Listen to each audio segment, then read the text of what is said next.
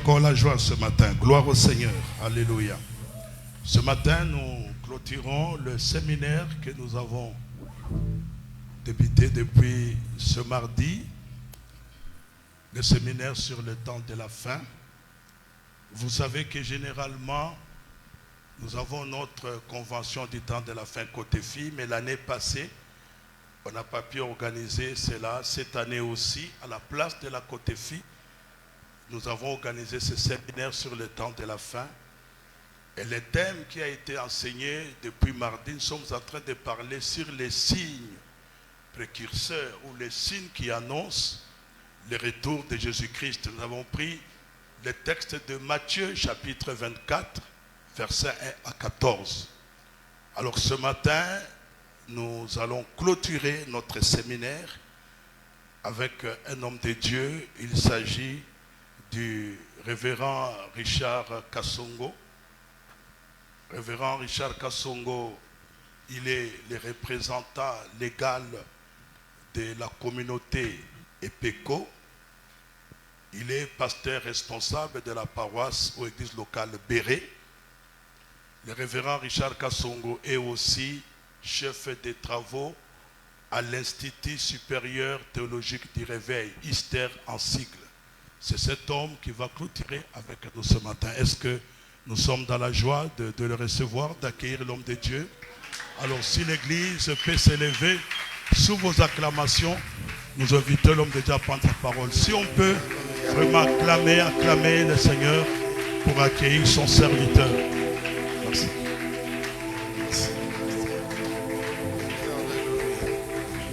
Gloire au Seigneur. Gloire à Dieu.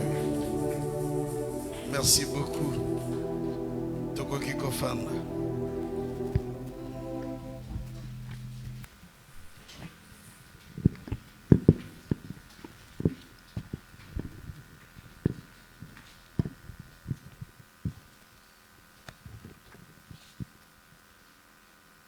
Tikanzambe azolokumu.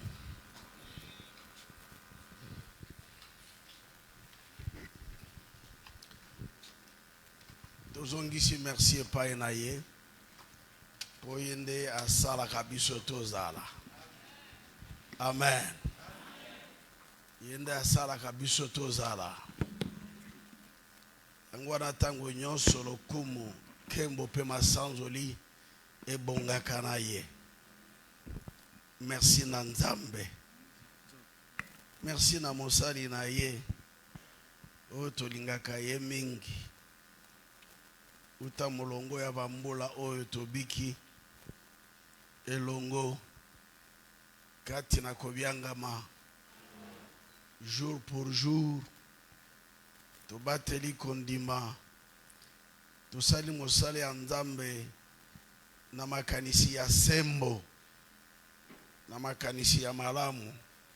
Tika Nzambe ya pambula yo mosali ya Nzambe na mama molongani alingaki atumulanga place wana mais na se réserver kaka oyo eza moma ya makambo mosusu.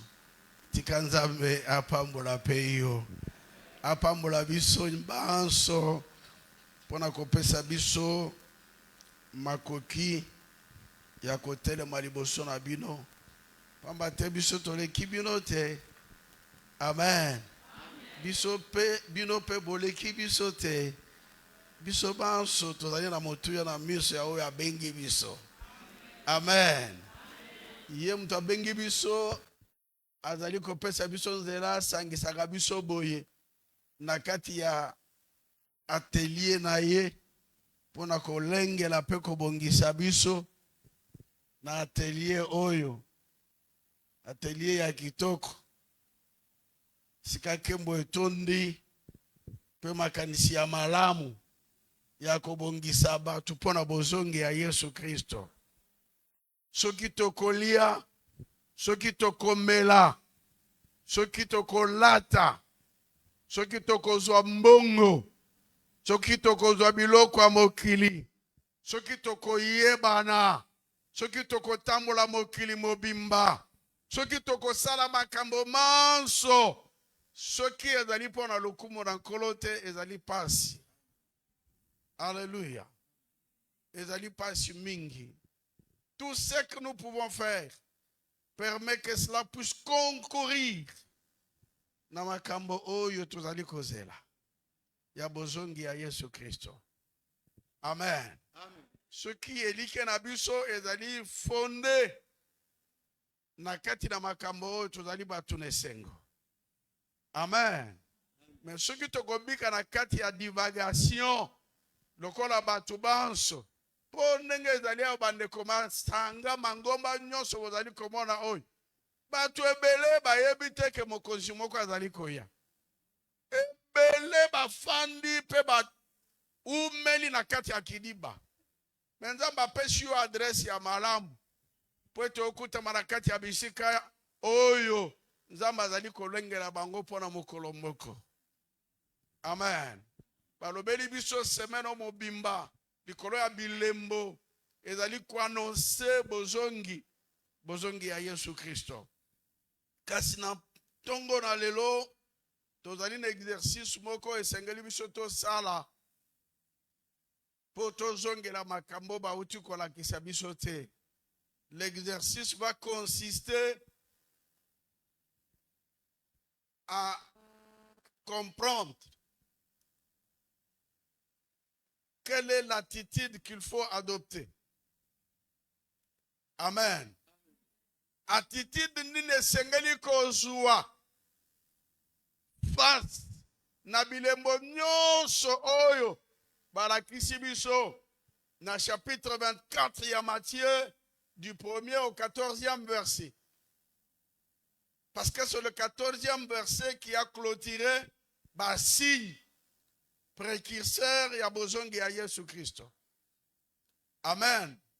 Et ce signe-là, nous avons essayé de le partager, bien qu'étant signe moko ya monene, parce que c'est tellement vaste, mais nous avons essayé de circonscrire signe wana pona kolobela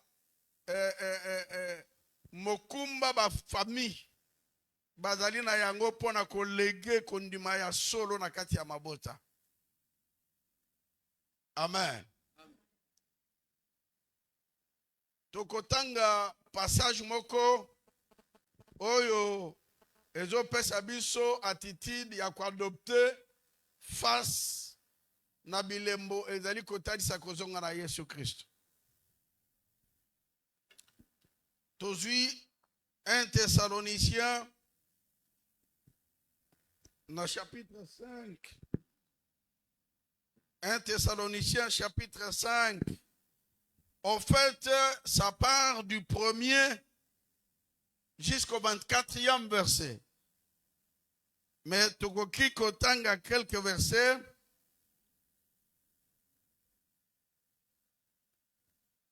Toujours verset 4. Totangi na kombo na Yesu. Kasi bandeko. Bino bozali na kati ya molili te. Oh, gloire au Seigneur. Bino bozali na kati ya molili te. Yango wana mokolo yango ekoki kokanga bino te lokola moyibi. Est-ce que mutu moko azola na matangi wana? Bino bozali batu ya molili te po makambo ngo ebimela bino lokola moyibi. Ah. Pamba te bino nyonso bozali bato ya mwinda pe ya moi. Tozali bato ya butu te to ya molili. Yango wana tolala pongi te lokola bato mosusu, kasi tofungola miso pe tomibatela malamu. Tofungola miso pe tomibatela malamu. Ça c'est vraiment à souligner. Tofungola miso pe tosala nini? Tomibatela malamu. Nous voulons parler de l'attitude à adopter face au signe précurseur de l'avènement du Seigneur. Tofongola miso mpe tomibatela malamu. Ça j'ai aimé, c'est un très bon lingala ça. Vraiment. Continuez. Zokande bato oyo balalaka pongi, balalaka na butu. pe baoyo balangwaka masanga balangwaka na butu. Kasi biso bato ya moi tomibatela malamu. Ba répéter lisusu. Biso bato ya moi tosala nini? Tomibatela malamu. Tozala lokola basoda na tango ya etumba. Bango balataka bilamba ya etumba pe bikoti ya bibende. Ça c'est formidable. Bango balataka bilamba ya etumba pe bikoti ya bibende. Bilamba na biso ezali bondimi na bolingo. Ekoti na biso ezali nde kotia mitema na Nzambe po to bika. Pamba te Nzambe asia pona biso. Kanda na ye ekokwela biso te. Kasi nkolo na biso Yesu Kristo akobikisa biso. Amen. Amen. Kasi nkolo na biso Yesu Kristo akobikisa biso. Quelqu'un peut acclamer pour la parole de Dieu. Si cela vous plaît, rendez gloire au Seigneur au travers de la lecture. Et ba passage au bautu ko pesa biso. Tika Nzambe apambola bino. Nzambe apambola maloba ya tongo na lelo. Esunga bomo ya mutu moko. J'ai vraiment seulement besoin ya mutu moko. Asunga mana maloba ya tongo na lelo. Les signes précurseurs ya kozonga na Yesu. To lobi, to sosoli, to yoki yango. Kasi na manso wana. Quelle est l'attitude qu'il faut adopter? Est-ce que l'église de Jésus revient? Et c'est dans l'attitude de l'école Batunyos. Alléluia. Est-ce que motindo na bino ya kobika, lolenge na bino ya kozala, bozali komona que sengele za l'école Batunyos? Mais alors, ce que dit l'école Batunyos, alors, il y a des petits mots. Oyo et sengeli et pesabiso makanis. Il s'agit de la sobriété et la vigilance. Alléluia. Ne soyons pas comme des hommes et des femmes distraits. Tous à la kola basina mibali. Oyo bazali kobika na kati ya kidiba te. Alléluia. Soki mwana ya Jésus revient akoki kobika na kidiba. En tout cas na ebite soki baloka iye. Boyoka lingala nanga. Efandi malamu. Ezoleka très bien. Et quand la pasi comme on a mwana ya Jésus revient abika lokola batunyos. Et quand la pasi mingi comme on a mwana ya Jésus revient abika na kati ya kidiba pe na kati ya kopalanganisa makanisi na iye. Pourquoi? Parce que vous êtes éclairés. Qu'est-ce qui a fait que vous allez éclairer? Parce que lumière munene ezongenga na kati na église oyo. Lumière yango ezali ya minda oyo ezopela te. Lumière ezali ya maloba nyonso bazali ko communiquer précisément maloba nyonso bauti ko lakisa na kati ya semaine oyo. Ça a apporté la lumière.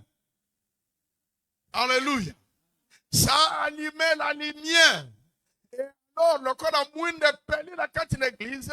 Bokoki kotambola lokola batu ya libanda te, lokola batu bazali na mwinda te, bao bazali komona te, pe bao bazali kososole lo côté.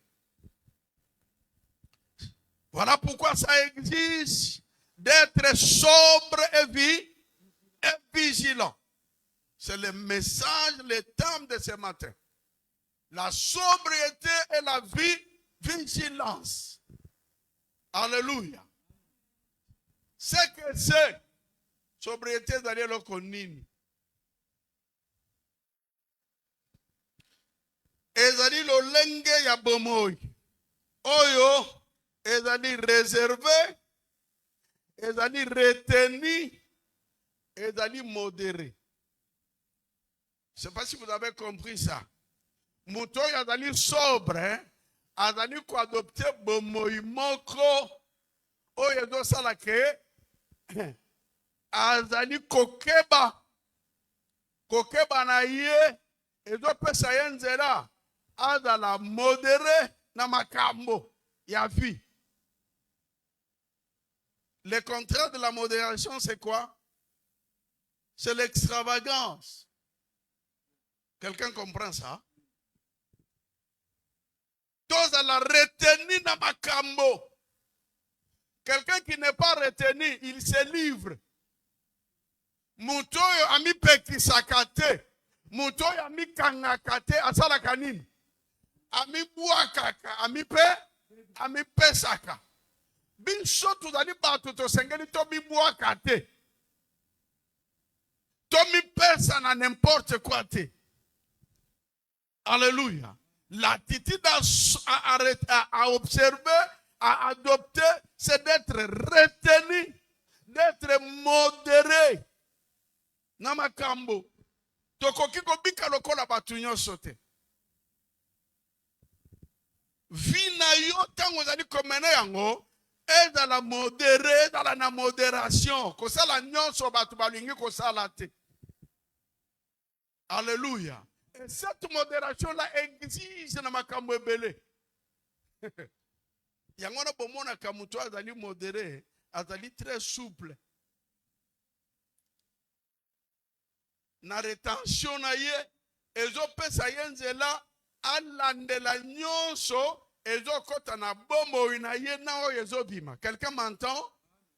Mutu nyonso azali modéré na vie lolenge na ye ya kobika pe azali retenu. Abimisaka n'importe quoi te, akotisaka pe n'importe quoi te.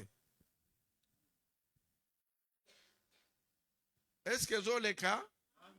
Na senga na nzamba apesa ngai kaka lingala ya kitoko wana na lobango. Okoki kobika lokola batu nyonso te. A cause ya bilembo nyonso oyo ezo confirmer biso te kala mingi te Yesu Kristo azali koya. Amen. Bakuta yo lokola mutu ya butu te bao balalaka. Po biso mwinde za kopela, mwinde yango ezo éclairer biso, ezo fongola biso mayele pe makanisi, po toyeba pe to mona ndenge nini ya komema pe kotambusa bomoi na biso. Vous savez pourquoi? Bon, ce qui est à bonani, tokozala surpris te. N'est-ce pas? Tokozala surpris te. Mais bato bakozala surpris. Et dans l'église, oyo mwinde pelakate.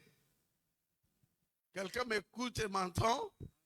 Oyo mwinda epelakate balakisi bango nzela te, balakisi bango makambo te, balakisi bango nini basengeli basala lolenge nini ya kotambola te.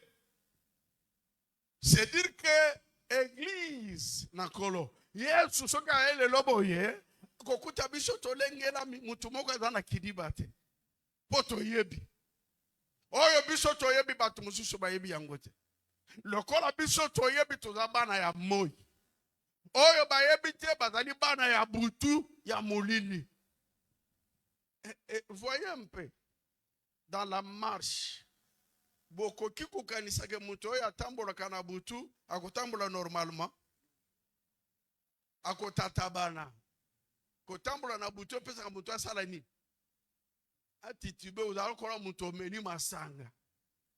Po yebi effectivement sika ya kotia lokolo te. Mais mutu atambola na moi bosuku pamoni ozo titibe, il y a quelque chose qui ne va pas. Alléluia. Suki pamoni mutu azali ko titibe azo tatabana na moi boye bato azole akende boy. Azonga boy. Non, non, quelque chose ne va pas. Voilà pourquoi on a évoqué nini ivresse. Kolangwa. Alléluia. Kolangwa oyo bandeko ezali kaka ya masanga te. Kolangwa oyo ezali komona batu mingi bazo mene vie atako basambelaka me bazali retenu te, bazali modéré te na façon na bango ya kobika. Et cette manière là ekosala ke batu ebele Yesu akomonana me bango bakozala te. Bango bakomonana te. Alléluia. Ceux qui bakuti mwana ya Jésus revient moko enlèvement et salemiye azwamite. En tout cas, il faut tout traiter pendant na rigueur nyonso. Alléluia. D'ailleurs, kozala passe parce que tango yo tikali après enlèvement. Makambo yebi makambo ekoyete. Nous sommes en train de tout faire pour que événement wana ekoka kobimela biso poisate. Poto yebi déjà. Kolo asi alakisi biso. Ndenge nini makambo esengeli esalema. Nini ezo salema ti. Et puis, les moyens que partager qui na kati ya semaine balobi tangu sango malamu ekokende na mokili mobimba boya bete suka, n'est-ce pas? Et voilà pourquoi l'église est en train de s'atteler par tous les moyens pour que l'évangile est dans la propager ti na bisika oyo muto alobate na yoka kiti. Amen. Ça exige la sobriété. Ça exige la vie, la vigilance. Muto azali ko vigile, muto azali ne kenge. Ayebi ni ne sengeli appliquer na vie na ye, pe oye sengeli appliquer te. Je suis en train d'insister. Désormais muto azali éclairé, akoki kolia bili aliate. C'est-à-dire que tu n'as rien, tu n'as pas à consommer n'importe quoi na bomo na yo. Tu n'as pas à gober n'importe quoi na kati ya vie na yo. Okoyeba nini ezo kota na vie na yo, pe okoyeba nini ezo bima. Tuza koko na malamu. Okoyeba comment il faut se tailler ligne de conduite na marche na yo po ezala butu ezala moy. Olo bateke vraiment. Et maintenant ici, 1 Thessaloniciens chapitre 5 est allé consacrer mpona vie nini esengeli bato adopter. Est-ce que tu as compris na malamu? La vie qu'il faut adopter dans notre attitude awa atoshito yebi bilembo ya bozongi ya Yesu. On ne va pas le prendre ailleurs parce que l'apôtre Paul s'est exercé. Bien qu'en grande ligne, tangu nazako tanga, j'en ai énuméré au moins 6 éléments. Na kati attitude na biso, lolenge na biso ya kozala, awa biso tosito yebi bilembo ya kozonga na Yesu Masia. Avant ye amonana, lolenge na biso ya kobika, apôtre Paul a fongoli yango na bimisi au moins bilembo motoba. Au moins 6 éléments.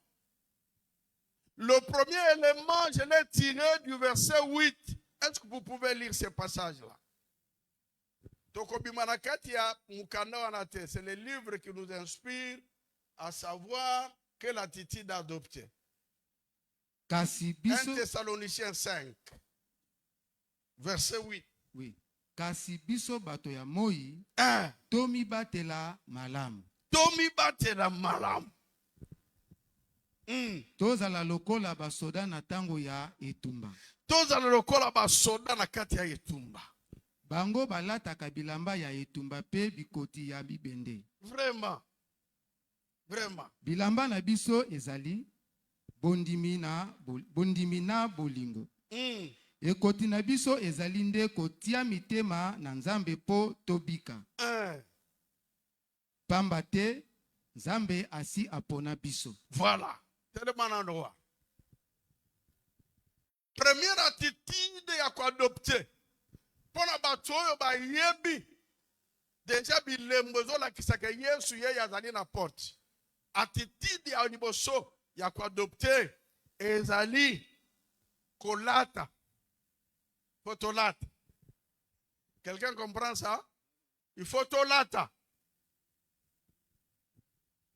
N'accepte pas de paraître nu au jour de l'avènement du Seigneur. Konimate omoni sama olata te liboso na miso na mokonzi. Maintenant, nous voulons nous revêtir de quoi? Revêtement na biso wa lokola ba soda ezali nini? On a parlé de 3 choses que l'apôtre Paul a soulignées dans 1 Corinthiens 13, 13. boyoka bilembo oyo esengeli tolata lokola bilamba. Makambo misato ezali awa na mokili. Boyoka makambo misato ezali na mokili awa. Oyo eyeli biso bolamu ya seko. Oyo eyeli biso bolamu ya seko. Kondimela Nzambe. Kondimela Nzambe. Kotia motema na ye. Kotia motema na ye. Pe kozala na bolingo. Pe kozala na bolingo. Trois choses de mer. Alléluia.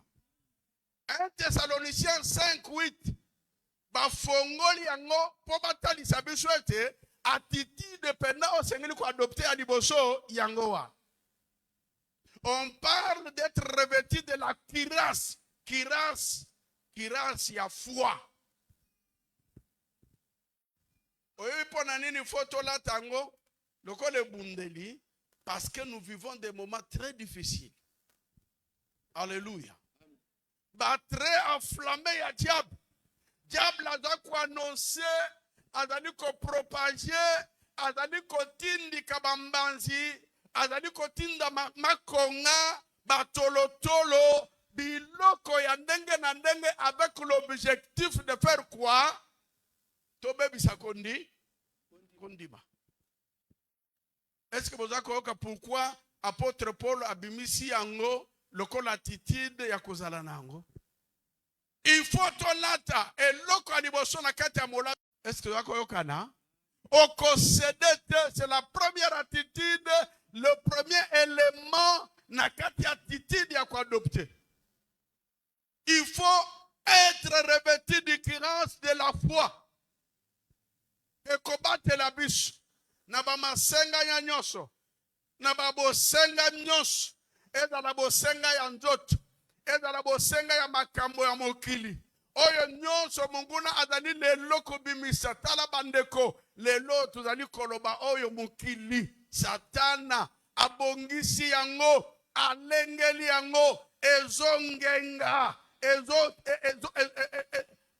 Nako bibisa terme nini mususu ezongala tozali na moment Satana biloko nyos abimisi yango. Rappelez-vous de ce qui est arrivé à maman Ève dans les jardins d'Éden. La Bible qui amonaki mbuma mona ezaka mikolo nyos mais mukolo wana moni yango penza miso na ye amoni yango kitoko koleka.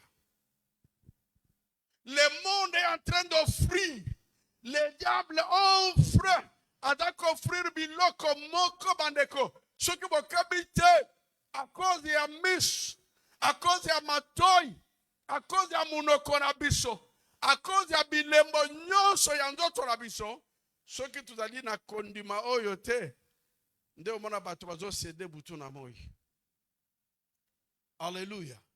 Nous sommes au temps où il faut jeune sœur, jeune frère, papa pe maman, mikebisa na biseda seda.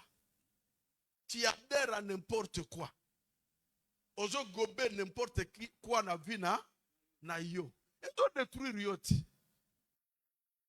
Satan azo sala biloko na nyos po kondima ya bato ezala kondima malongate. Ne siko zala na foi. Okozala na foi. Ah, papa Alexis, na batena limbo la mundini. Ne siko zala na foi, okozala na foi. Alléluia. Na limbo lango, ne siko zala na foi etele misi batu pena na boyenge bene. Okozala na foi ya ngombe. Ezaka foko. Ebele ba chrétien le kondima na bango ezali ya foko. Na kofo. Alléluia. Nous devons faire beaucoup attention. Il n'y a rien qui soit précieux le qu'on a condamné dans moment où tozalia. Si tu n'es pas en mesure de protéger condamné, vous savez ce qu'il va faire? On va glisser au côté d'apostasie. L'église apostate ne sera pas enlevée. Dans l'église apostate, batu sambela na munoko, kati na makambo na bizaleli, nil, zéro. Ce discours-là est en train de bien passer. C'est un discours qui vous arrange. Nous sommes dans un temps où il faut battre la condiment. N'a pas réclamation, n'a pas sollicitation, n'a pas gauche, droite, n'a pas misala, n'a pas école, n'a pas sika to teyaka, to tekaka, n'a pas sika to bembukaka. Nous devons faire beaucoup attention au profit. Il y a condiment na yo sala naufrage. Ne faites pas naufrage par rapport à la foi. Alléluia. Bama kamozo ya na mukili oyo ezali prêt ekoisa kondima ya batu. Or ici parmi l'attitude de kozwa, l'apôtre Paul a évoqué au verset 8 qu'il faut porter la cuirasse de la foi et porter les casques de l'espérance. C'est parmi les armes de l'esprit, n'est-ce pas? C'est une armure spirituelle. Casque de l'espérance. Pourquoi il faut garder l'espérance? Parce que c'est au travers de l'espérance que nous attendons au salut qui est prêt à être manifesté. Lobiko oyo ezo sala biso butu na moy to luka Yesu to salela Yesu to batela kondima to kimama be lobiko wana to zela wana. Alléluia. Tozela ngona kati na likia nyoso. Et likia sikoyo eza arme munene. Voilà pourquoi l'apôtre Paul a dit biloko nyoso koleka même les dons spirituels, bado ya puissance, bado ya noye ekoleka, mais trois choses restent. Parmi ces trois choses-là, c'est notamment la foi qu'il faut préserver à tout prix et l'espérance. Christ en nous, l'espérance de la gloire. Il y a une gloire qui est prête à se révéler, bandeko. Gloire na biso zoya. E mukole komonana okokanisa ke na mukili oyo ezaki kutunatina mokote. Yakona lobaka ata na mukili oyo na zuite, ata mukili oyo na zulo kumute bato bamoninga pamba. Mais ce qui est en train de se préparer pour moi, mukole komonana ato bima bagang. Togo bima bagang. To sala musala punda te. To sambela ya pamba te togo bima bagang. Et cette gloire qui va se révéler, c'est une gloire éternelle. Et qu'aussi la kate kobe bakate. Et cela est soutenu par notre espérance. Et l'apôtre Paul évoque au travers de cela un autre élément qui est le troisième, l'amour. Trois éléments restent.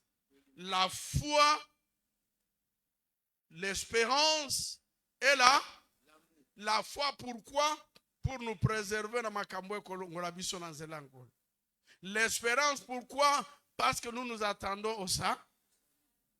Nous sommes ensemble. Et l'amour, pourquoi? Parce que sans l'amour, personne ne verra le Seigneur. Est-ce que vous avez? Dieu est amour. Parce que tu l'as attaqué bolingo, lokolelam. C'est le moment où il faut que l'Église comprenne bien et fonctionne très bien en matière de bolingo. Tokoki kusale la bolingo lokola batu nyonso te. Alléluia. Alléluia. La manière de gérer l'amour, ya biso batu bazaye éclairé et andenge moko na batu o ya mokili wana te.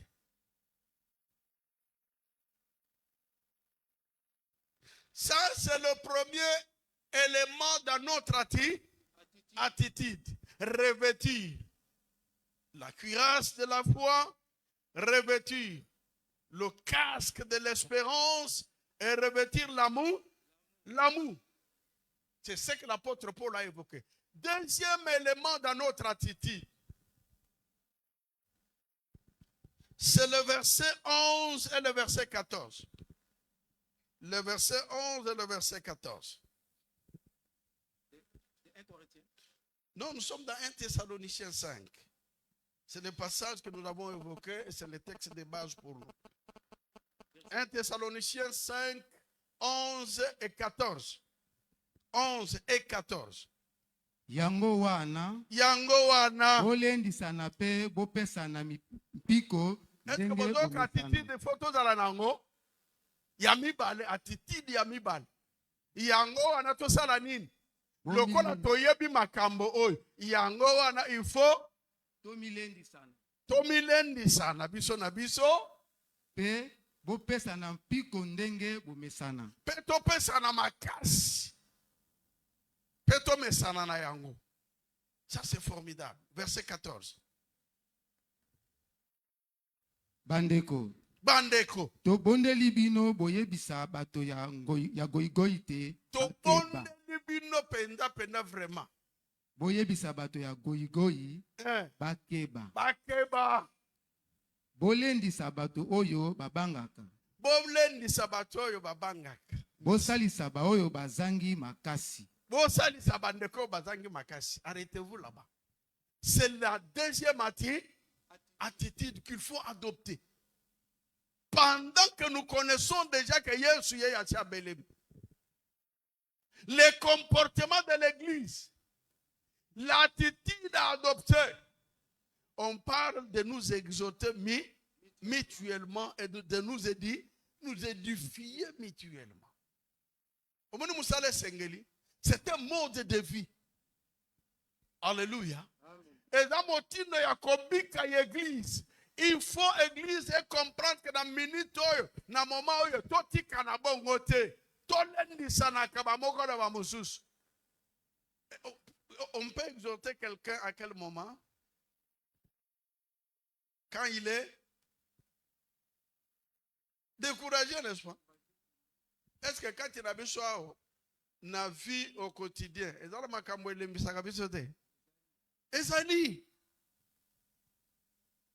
boyebi soki tolendisana kate ezali pasi po na kozanga kolendisana kino okomona moninga asi acholi akei na eloko ezali momesano ezali apengwi na ye omoni mikolo oyo et surtout ce langage là il faut faire beaucoup attention même quand nous allons dans des visites il ne faut pas marteler quelqu'un que vous trouvez dans un état de découragement.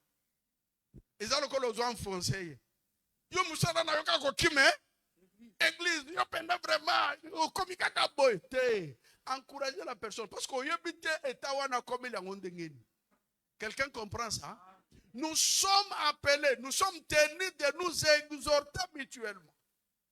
Il faut tourner ça. C'est un mode de vie pendant que nous attendons l'avènement du Seigneur. Il faut tous en musala et musala. Yakole et dans musala kaka ya papa pasteur te na ba non et dans musala il y a chaque membre. Le frère qui est à tes côtés là, la sœur qui est à tes côtés là, il faut comprendre que tant que nous sommes exposés, confrontés. Naba makamwe bele oyo soki tozolendi sanate tuzaki na kati ya bwa tumoko okusutuka muninga sako milibana. Alléluia. C'est une manière ya kobatelana. Exhortons-nous mutuellement. Édifions-nous. Totongana. On peut dire ça comme ça? Tosungan. Ce que l'église est comme distrait, ça peut se dire comme ça. L'église, il y a chacun pour soi. Et Dieu pour toi. Et l'église est dans l'attitude de Gouzela Yesute. Alléluia. Parce que et que nous vivons dans un moment où le diable a par tous les moyens,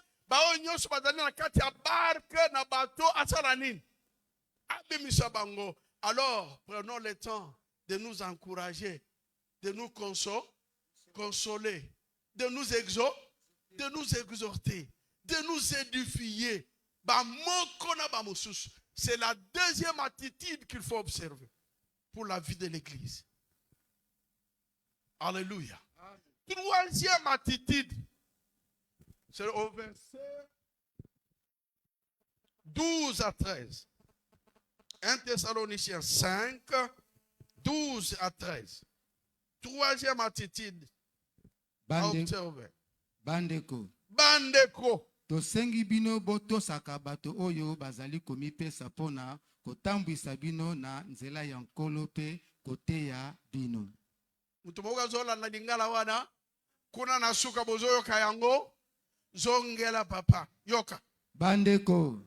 Tosengi bino tosaka bato oyo bazali komipesa pona kotambwisa bino na nzela ya nkolo pe koteya bino. Bozoyoka. Baoyo bazo tambwisa bino pe baoyo bazo teya bino na nzela ya nkolo. C'est une attitude à adopter. C'est une vie à développer. C'est un comportement. Église de la Yesu. Il faut développer attitude oyo. Pendant que tu es là, il nous faut baoyo bazako lendi sabiso, bazako teya biso butula moy, bazako kamba biso, barobi to sala bango nini. To sala bango nini. Komi pesa pona kotambwisa bino na nzela ya nkolo pe likolo wana to sala bango nini. Tosengi bino botosaka bango.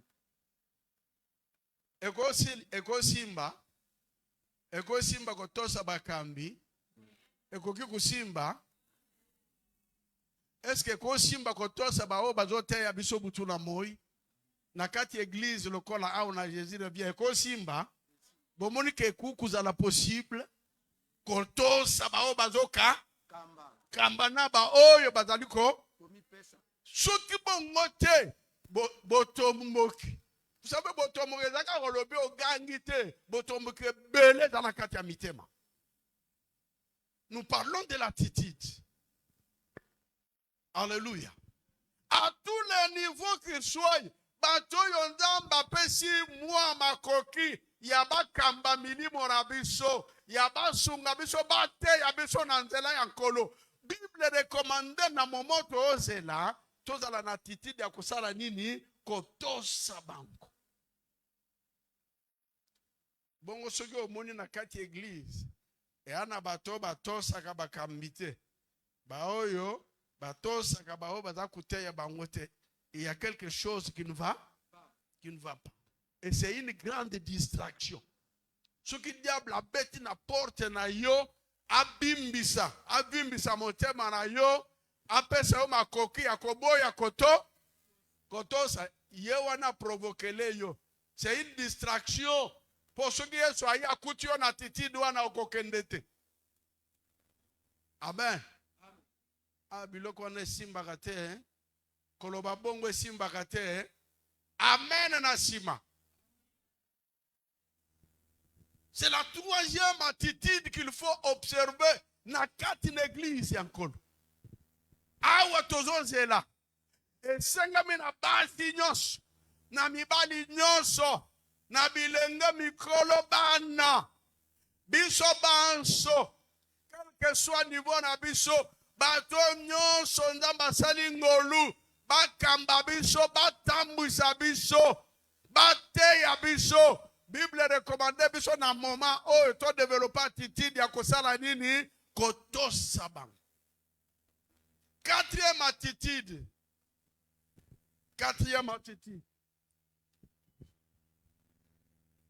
Verset 16. Quatrième attitude. Bosepelaka tango nyonso. Bolemba te na kosambela. Vous êtes à quel niveau? 1 Thessaloniciens chapitre 5. Zongela 14.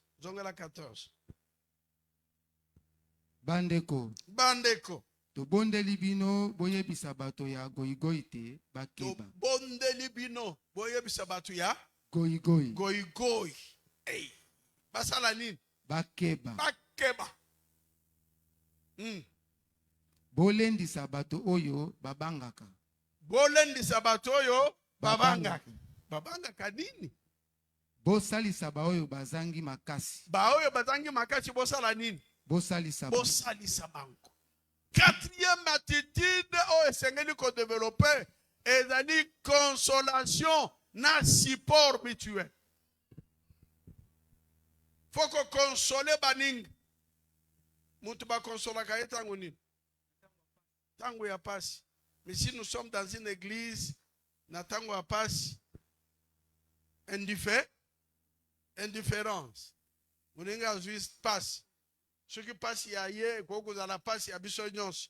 Zamba kozwa lokumu. Mais ce qui passe ya muninga ezeli ya marque na Nzambe ye moko asunga ye. Tosala musala mabe. Alléluia. Nous devons opter pour la consolation. Tokabisi bao ba abika na goigo. Mo angwe ya makasi.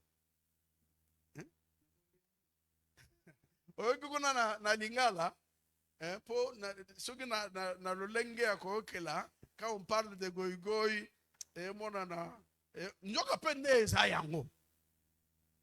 N'est-ce pas? Tant bazolo ba bolembu. Bolembu ezana ba domaine nyonso. Na kati église ndenge zaliawa, il faut te favoriser. To sungana de façon que batu nyonso bazala makasi. Makasi pona kosalela Nzambe. Alléluia. Makasi meme pona kotosa liloba ya Nzambe. Makasi meme pona misala. Oyo atalaka te asala nini? Oyo asalaka te asala nini? Kuna nasuka oyo asalaka te asala nini yo? Alia te. Bongo siko liete une semaine.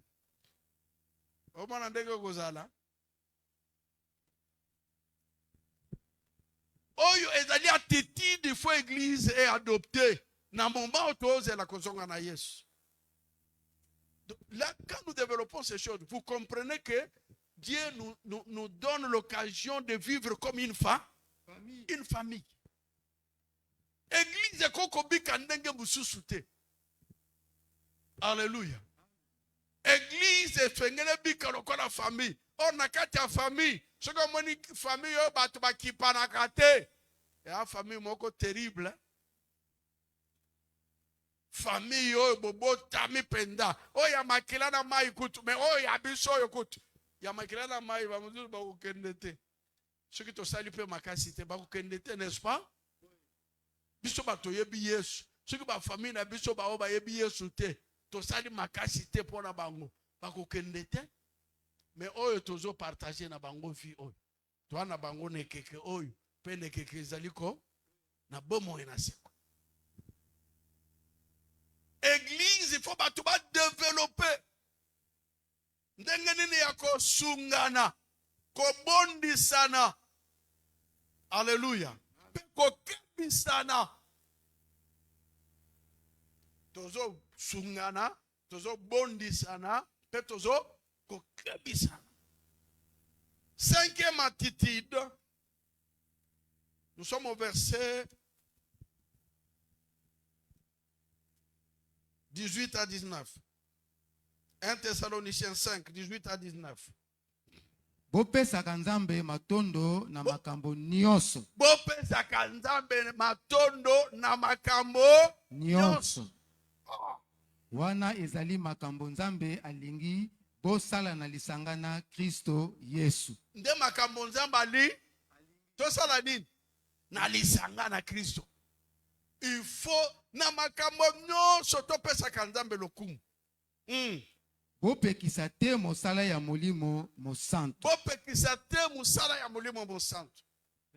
Ne teignez pas l'esprit. Continuez. Allez-y.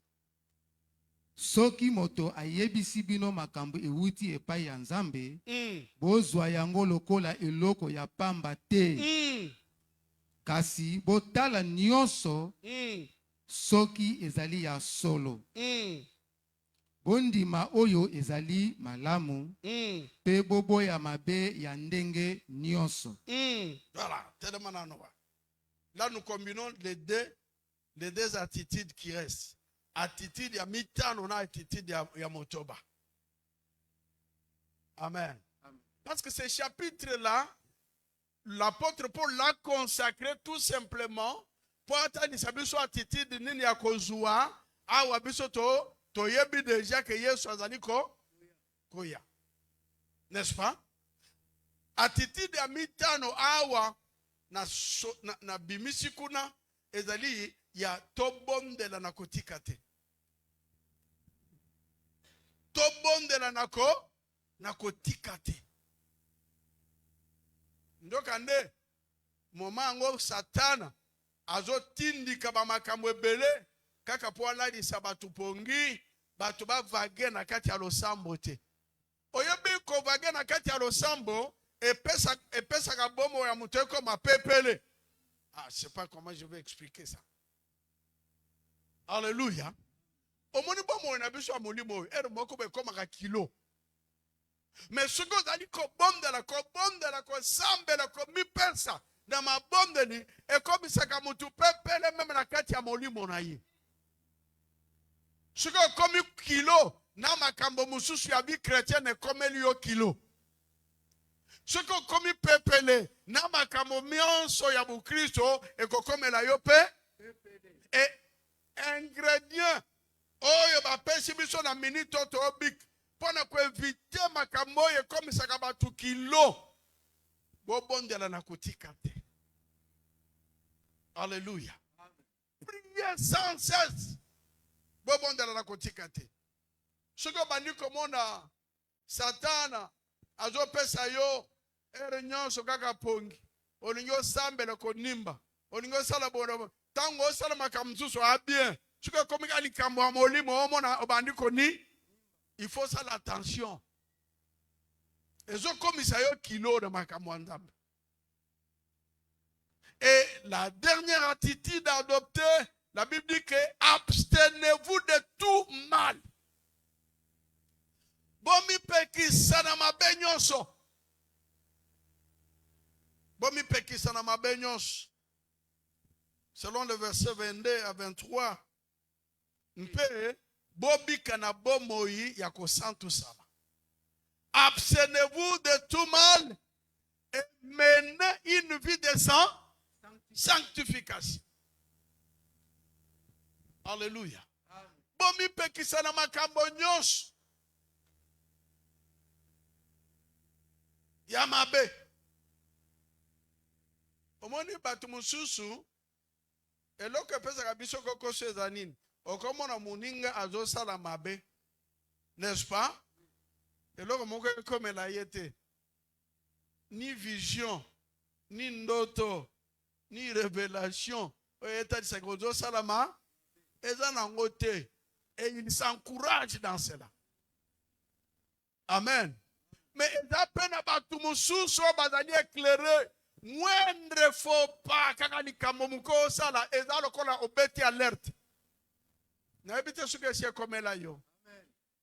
Biso ba mususu comme la rabiso. Na sepela rape mingi po yangonde battre la rabiso. Alléluia. Pour ce qu'on me dit kakaba, ogola la te. Modelo kotungisama. Alléluia. Modelo kotungisama kozongela te. Memba mususu eza nango eza vi. Bango vi tango na sala kwa na eloko nini. Eloko nini esali. Ba mususu bandeko. Soko zo sala faux pas, moi berer, nzamba fina kaka nyatio na manyazi pa. Yo moko kebi na yango. Ndesika na sepela kana nzambe na biso. Suka moni obandiko kende mopanzi zana ba mesure nyonso pazongi se onanzela. Parce que Dieu c'est là où il faut appuyer. Alléluia. Obandiko mona vie ezo komela yo mulini. Vie ezo komela yo ngai. Vie komiko komela yo bolole. Ndolo awo makambo. Meba mususu vers netu mtu atambula na boulevard. C'est ce que moni moninga mwasi atambula neti na boulevard tika ye yo ndima ko taka na nzela moko ya kukakama na wana. Ndima yango.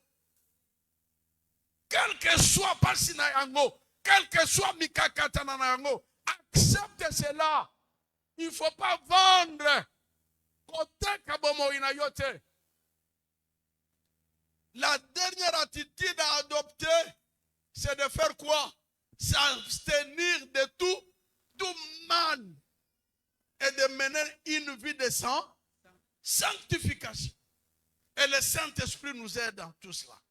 La parole de Dieu nous aide dans tout cela. Alléluia. Je voudrais faire une sorte de récapitulation. L'attitude qu'il faut adopter pendant que nous attendons l'avènement du Seigneur. Pendant que tu as déjà un signe, première attitude, on peut aller ensemble. Première attitude, revêtis. Soyons revêtis. Tolata nini. Tolata kondim. Tolata elikia. Pe tolata boli. Deuxième attitude. Deuxième attitude. Non, ça c'était l'attitude de revêtis. Tolata nini. Kondima. Elikia. Naboli. Deuxième attitude. Pendant que ma camozo dans la boue. Tout ça la nini. Tolendi sanape. Tosunga. N'est-ce pas? Ah, oh, ils école moka bien. N'est-ce pas? Il y a mis ça tout. Toto sa. Baoyo bazako kambabiso. Pe baoyo bazote. Te yabiso. Ata mwana muke. Alléluia. Ata ala takaloko la yote.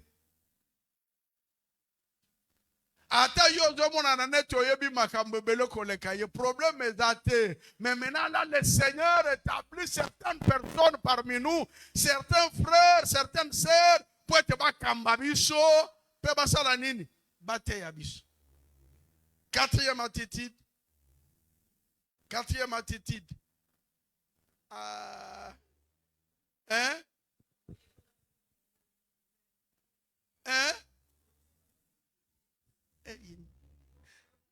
Consolation.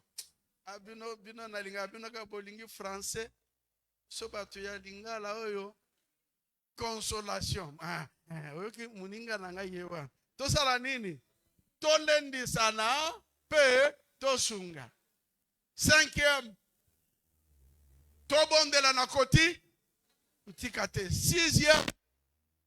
Sixième. Totika. Yo, les la français maintenant makasi. Alléluia. Alléluia. Sixième. S'abstenir de tout mal. Balobi de tout le mal. Tout mal. Libényonso. Koboya pe kotika libenyonso. Pourtant, on a ma benyonso et les qui est belé. Libenyonso. Sans les foroti, mpe, zoma kanisi akobika bomo yabosan. Est-ce qu'on peut prier? Est-ce que quelqu'un peut prier pour ce message?